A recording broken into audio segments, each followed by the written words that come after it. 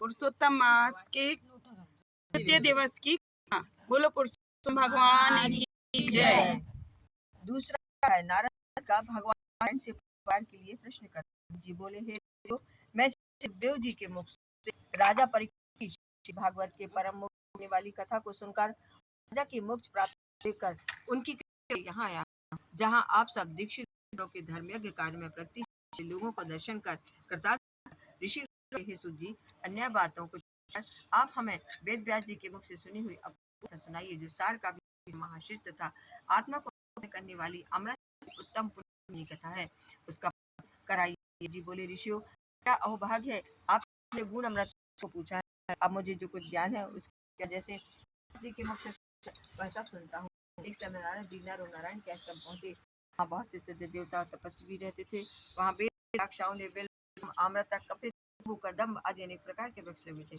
वहाँ विष्णु भगवान के चरण द्रवीभूत गंगा और नंदा भी बह रही थी। वहीं महामुनि नारद जी कीर्तन करते हुए परम ब्रह्म मन में लगाए हुए नारद जी के संपूर्ण शरीर में प्रभा छटक रही थी। तब नारद जी ने तप नारायण को साष्टांग प्रणाम करके स्तुति करते हुए कहा, हे देवादि देव, संसार स्वामी, दया सिंधु, आप सत्यवती हो, तो सत्य के सार रूप हो और सत्य से उत्पन्न हो। हे सत्यवान, आपको नमस्कार है, मैं शरण में आया हूँ। आपका यह तप संसार को शिक्षा देने वाला, मर्यादा रखने वाला। यदि आप तपस्या न करें तो पुण्य और पापियों से व्याप्त यह पृथ्वी कलयुग में जैसे एक व्यक्ति के पाप करने रसातल को जाती है, वैसे ही एक व्यक्ति के पुण्य करने से जाती है। यह आपका पुण्य प्रभाव ही है जिसके पृथ्वी टिकी हुई है। पहले सतयुग आदि में जैसे एक व्यक्ति पापाचार चरण करता तो सभी व्यक्ति पापी हो जाते थे, परंतु कलयुग में केवल कर्ता पुण्य और का भागी होता है।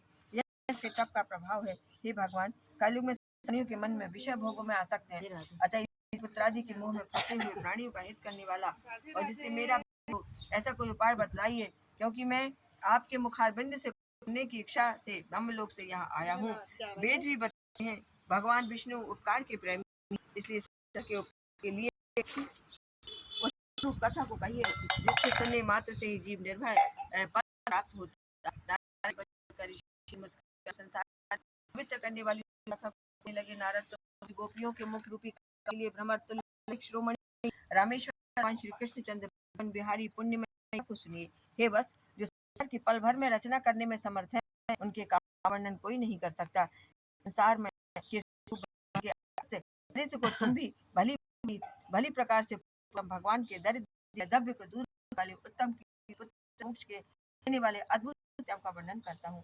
नारद जी भगवान मास हम के कौन से देवता हैं, उनका महत्व है, यह सब मुझे विस्तार से सूची बोली। श्री नारद जी के इन वचनों को सुनकर के लिए मार्ग कर पुरुषोत्तम देवता का देते हुए बोले, पुरुषोत्तम नाम का मास का नाम, जिसके स्वामी कृपा सिंधु भगवान पुरुषोत्तम ही है, इसलिए इसको लोग पुरुषोत्तम मास कहते हैं। इसका पुरुषों में उत्तम पुरुषोत्तम भगवान प्रसन्न हुए। नारद जी बोले, पृथक पृथक स्वामियों सहित चैत्र आदि मास तो सुने, किंतु हे नाथ, पुरुषोत्तम मास कभी नहीं सुना। यह पुरुषोत्तम मास कौन सा मास है जिसके स्वामी दया सिंधु पुरुषोत्तम मास कैसे, मुझे कृपा करके बताइए।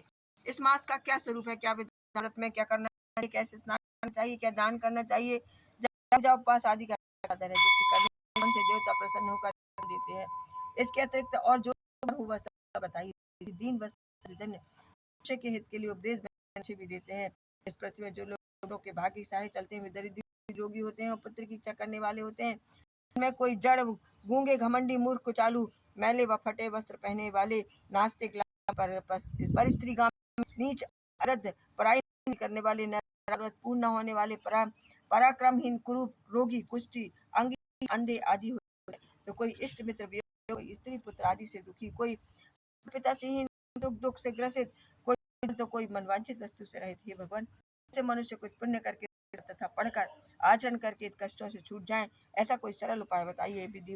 विधवापन, लूले, मानसिक कष्ट, रक्त पित्त रोग, मृगी, क्षय रोग, भगंदर, बवासीर, पथरी, संग्रहणी, खुजली आदि रोगों से ग्रसित अन्य विविध दोषों में लगे लोगों को मैं बड़ा दुखी हूँ। इसलिए सिंधु, आप मेरे ऊपर कृपा कीजिए और मेरे अंतःकरण की शिक्षा के लिए सर्वज्ञ सत्यों ज्ञाता कोई कल्याण भली भांति समझा कर कहिए। सूत जी बोले, नारद जी के संसार के हित करने वाले प्रश्न कर देवादिदेव श्री नारायण चंद्रमा के समान शांति देने वाले मधुर शब्द कहते हुए बोले, दूसरा समाप्त। बोलो पुरुषोत्तम भगवान की